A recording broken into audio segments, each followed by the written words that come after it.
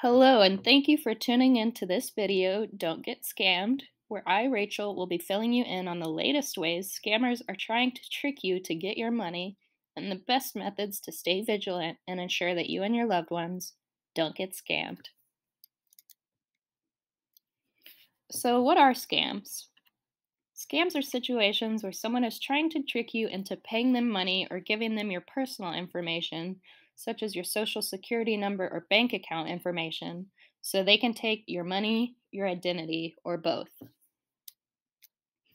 Usually, an element of urgency is a part of these scams, as scammers want you to be too frantic to think clearly and check their legitimacy. They typically ask for money in strange ways, such as on a gift card or through a money transfer service. In addition, certain scams will ask for your personal information or ask you to confirm your personal information. Here are some common types of scams that you may encounter or may have already encountered. These include phone scams, phishing emails, government imposters, scams targeting grandparents, lottery scams, romance scams, foreclosure rescue scams, advance fee scams, and COVID scams. Though these scams have the same end goal, taking your money, they utilize different tactics in an attempt to trick you.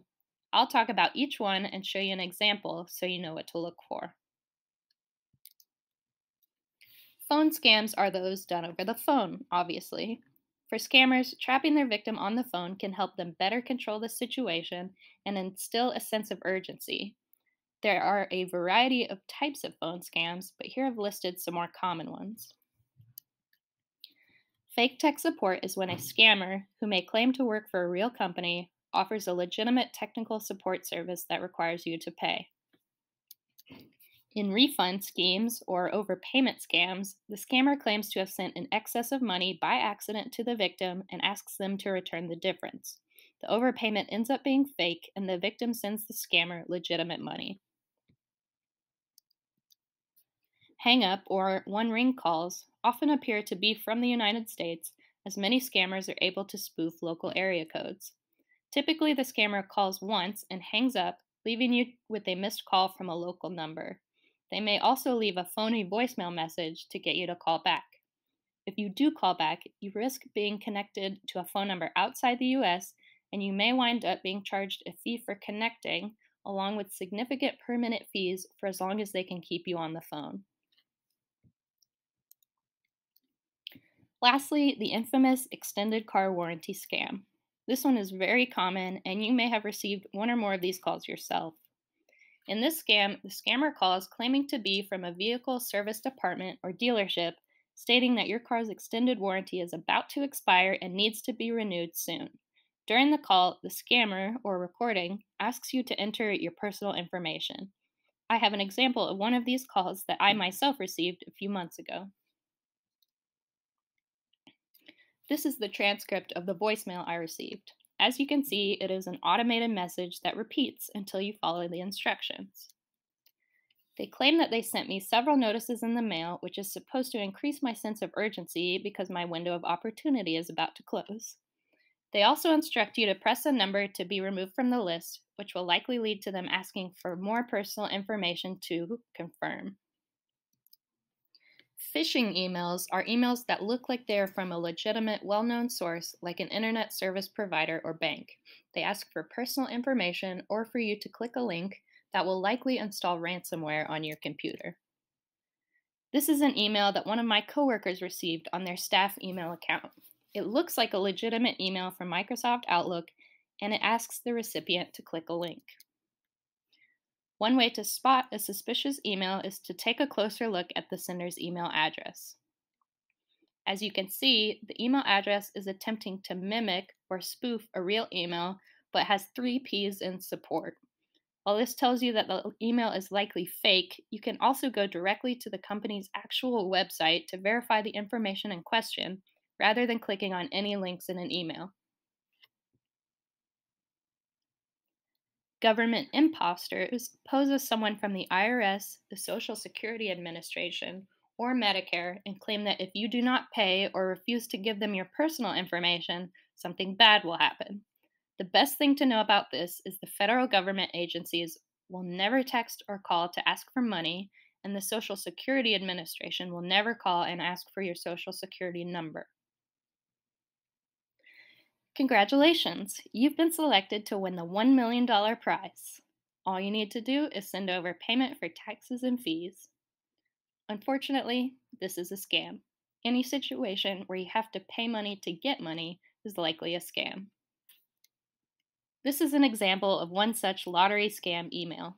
Though it looks official and even has the Powerball logo, it asks for personal information in order to get your prize.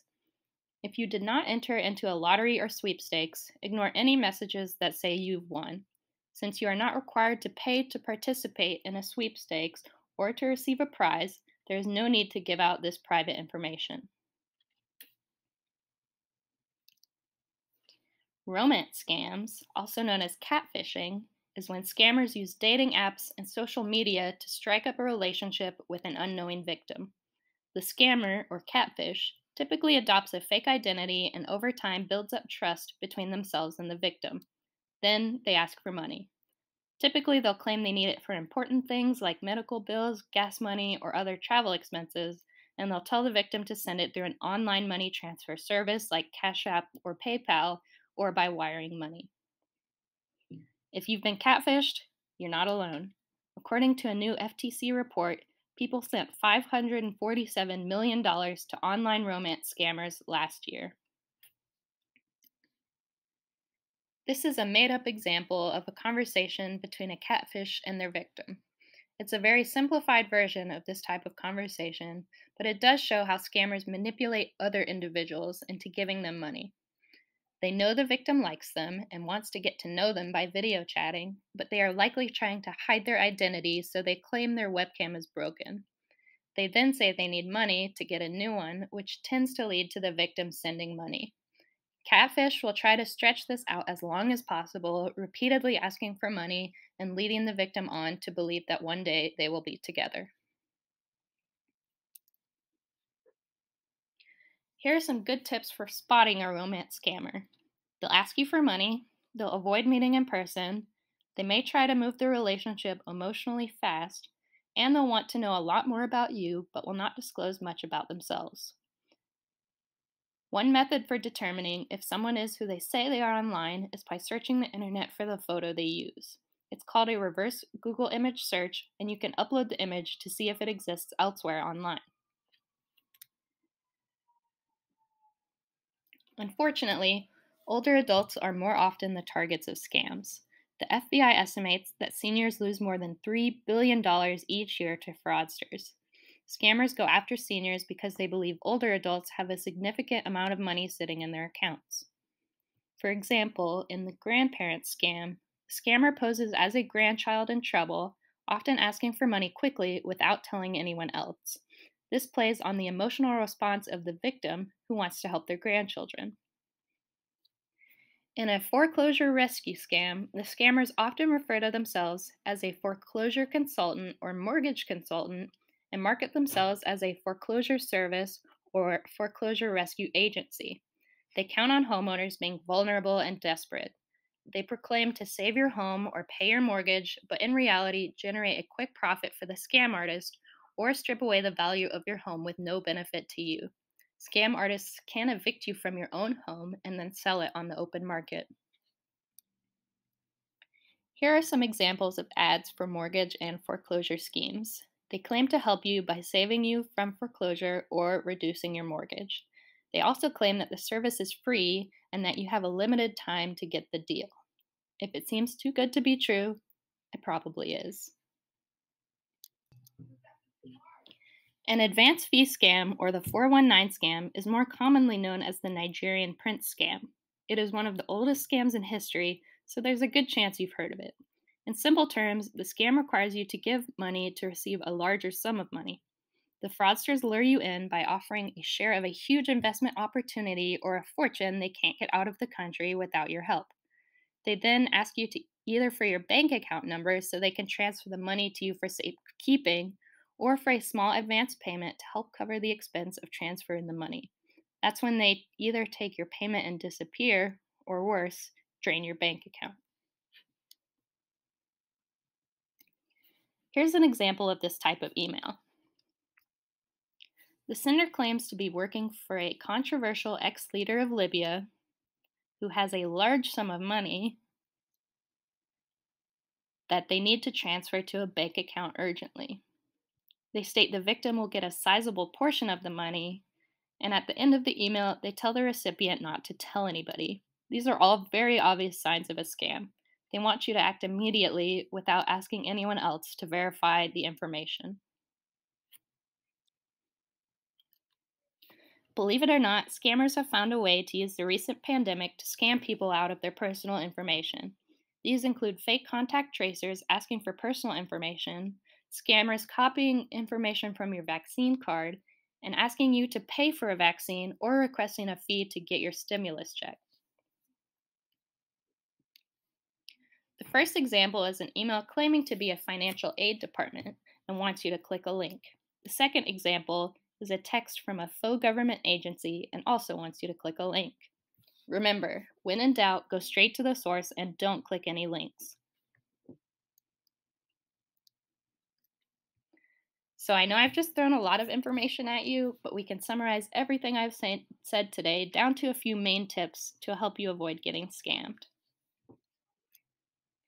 Monitor your credit activity regularly for any discrepancies and report them as soon as possible. Do not respond to calls, texts, or emails from unknown contacts. Create a unique and uncrackable password for each of your online accounts. Never confirm personal information over the phone. Government agencies will never call you to ask for personal information or money. Lastly, do not send money to someone you do not know. If you spot a scam, you can report it to the Federal Trade Commission via phone call at 1-877-FTC-HELP or online at reportfraud.ftc.gov.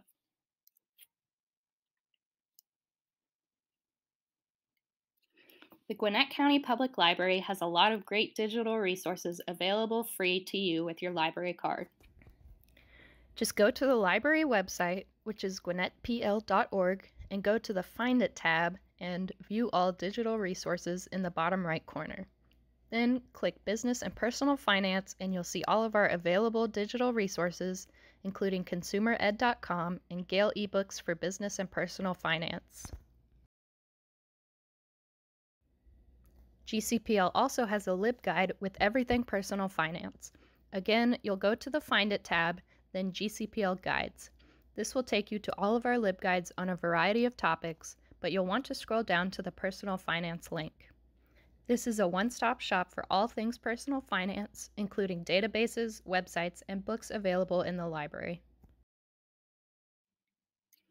Thank you so much for tuning in. I hope you learned some new information that will help ensure that you and your loved ones don't get scammed.